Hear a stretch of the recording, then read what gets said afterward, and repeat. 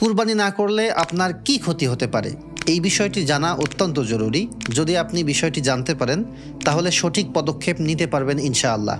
অনেক সময় শুধুমাত্র ঠুনকো কোনো অজুহাতে আমরা কুরবানির মতো একটি গুরুত্বপূর্ণ বিষয়কে এড়িয়ে যাই, যার কারণে আমরা কিন্তু অনেক দিক থেকে আধ্যাত্মিকভাবে ক্ষতিগ্রস্ত হই, যেটা আমরা হয়তো দেখতে পারি না, কিন্তু আমাদের ক্ষতি যা হওয়ার আসলে তা হয়েই যায়। আমাদের ক্ষতিগুলির মধ্যে সবচেয়ে বড় ক্ষতি হচ্ছে কোনো কারণে যদি আমরা গুনাহগার হই, সেটাই সবচেয়ে বড় ক্ষতি। তাই এমন কাজ করা থেকে বিরত থাকা উচিত যে সমস্ত কাজ করলে আমরা গুনাহগার হব বা গুনাহগার হওয়ার আশঙ্কা থাকে। কুরবানি সম্পর্কে রাসূল সাল্লাল্লাহু আলাইহি ওয়াসাল্লাম কি মন্তব্য করেছেন সেটি আমরা জানব। তার আগে আমরা যে বিষয়টি জানব তা হচ্ছে যে ওলামায়ে কেরামদের মতামত কি।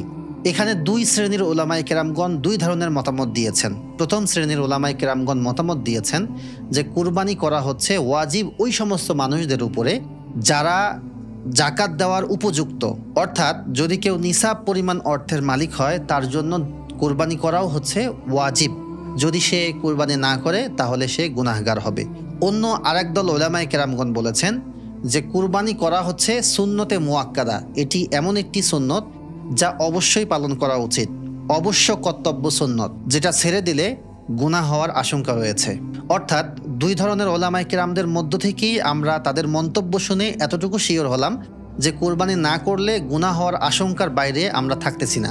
এ সম্পর্কে রাসূল সাল্লাল্লাহু আলাইহি ওয়াসাল্লাম বলেছেন, যার কুরবানি করার সামর্থ্য থাকা সত্ত্বেও সে কুরবানি করে না, সে যেন আমাদের ঈদগাহে না আসে।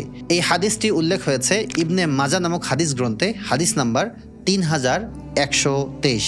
আমি যদি এক কথায় আপনাকে বলতে চাই কুরবানি না করলে আপনার কি কি ক্ষতি হতে পারে, তাহলে আমি প্রথমেই বলবো কুরবানি না করলে আপনি আল্লাহর সন্তুষ্টি থেকে বঞ্চিত হতে পারেন। দ্বিতীয় নাম্বারটি হচ্ছে তাকওয়ার পরীক্ষায় আপনি ফেল করতে পারেন। 3 নাম্বার হচ্ছে কুরবানি না করলে আপনি সামাজিক দায়বদ্ধতা এড়িয়ে গেলেন। আপনি যদি কুরবানি করেন আপনার ওসিলায় কিছু মানুষ কুরবানির মাংস খেতে পারবে ইনশাআল্লাহ। এটা নিঃসন্দেহে একটি ভালো কাজ এবং সমাজের জন্যও এটা উপকারজনক একটি কাজ। 4 নাম্বার, হাদিস অনুযায়ী আল্লাহ রাসূল সাল্লাল্লাহু আলাইহি ওয়াসাল্লাম কঠিন যে কথাটি বলেছেন, ঈদগাহে না যাওয়ার মতো কঠিন কথা, সেই কথার অন্তর্ভুক্ত আপনি হয়ে গেলেন। তাই আমি বলবো যদি আপনার কুরবানি করার সামর্থ্য থাকে তাহলে অবশ্যই কুরবানি করুন। এতে করে আপনি দুনিয়াতেও উপকৃত হবেন এবং পরকালেও উপকৃত হবেন ইনশাআল্লাহ।